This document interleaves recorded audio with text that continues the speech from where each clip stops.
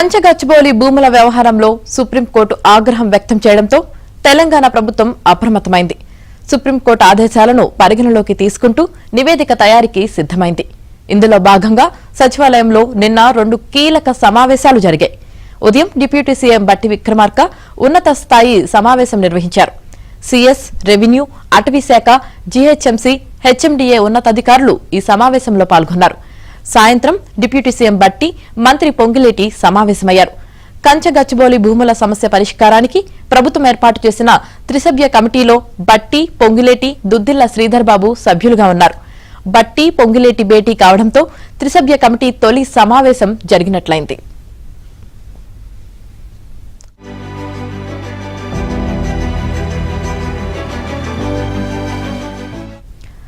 కంచగచ్చిబౌలి భూములకు సంబంధించి supreme court, high court లేవనెత్తిన వివిధ అంశాలపై ఈ సమావేశాల్లో చర్చించారు.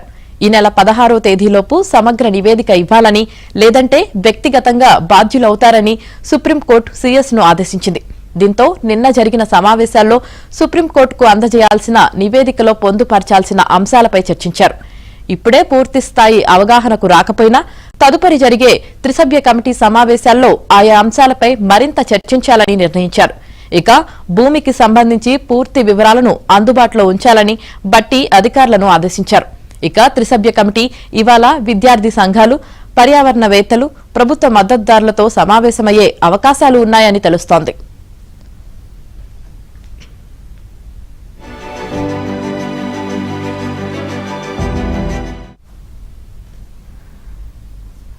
త్రిసభ్య కమిటీ ఇవాళ విద్యార్థి సంఘాలు, పర్యావరణవేత్తలు, అలాగే ప్రభుత్వ మద్దతుదారులతో సమావేశమయ్యే అవకాశాలు ఉన్నట్టు తెలుస్తుంది. ఇక దీనికి సంబంధించి పూర్తి సమాచారం మా ప్రతినిధి నర్సింగ్రావు అందిస్తారు. నర్సింగ్రావు, సుప్రీంకోర్టు దీనిపైన సీరియస్ గా కమెంట్ చేసినటువంటి నేపథ్యంలో ప్రభుత్వం అయితే అప్రమత్తమైంది. సియు విభాగానికి చెక్ పెట్టేందుకు సో అందులో భాగంగా ప్రభుత్వము 3 మంత్రులతో ఒక కమిటీని ఏర్పాటు చేసింది. అందులో బట్టి విక్రమార్క డిప్యూటీ సీఎం, దుద్దిల్ల శ్రీధర్ బాబు, అదేవిధంగా రెవెన్యూ మినిస్టర్ పొంగులేటి శ్రీనివాస్ ఉన్నారు. సో ఈ కమిటీ వచ్చే రంగంలోకి తీసుకెళ్లి అభ్యర్థను ముమ్మరం చేసింది. వాస్తవాలను ప్రజలతో వివరించాలి, అదేవిధంగా అటు కోర్టు కూడా వాస్తవాలని వివరించాలి, వివాదానికి ఏ విధంగా చెక్ పెట్టాలి అనేటువంటి దానికోసము, వివాదాన్ని పోయేలా చేయడం కోసము కన్సల్టేషన్స్ ప్రారంభించింది. సో అందులో భాగంగా నిన్నటి నుంచే ఈ కమిటీ రంగంలోకి తెచ్చింది. మొదటగా అధికారులతో సమావేశమైంది.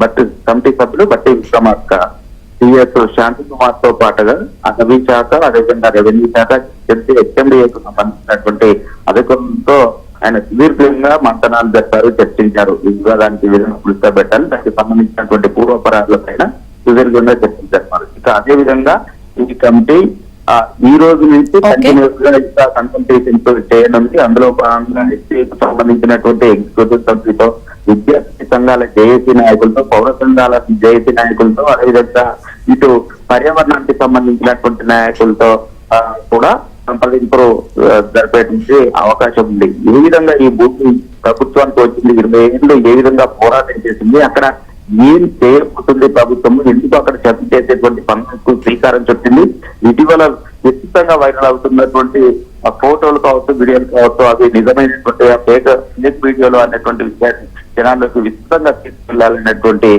ఆలోచనతో ప్రభుత్వం ఉంది. ఆ దిశగా ఈ కమిటీ ఇప్పటికే రంగంలోకి కన్సల్టేషన్స్ ప్రారంభిస్తుంది. ఇక దాంతో పాటుగా సిఎస్ కూడా నివేదిక ఇవ్వాలని చెప్పి ఆదేశించినటువంటి నేపథ్యంలో సిఎస్ కూడా నివేదిక రూపకల్పన పైన ఫోకస్ చేశారు. Right, thank you Narsing Rao.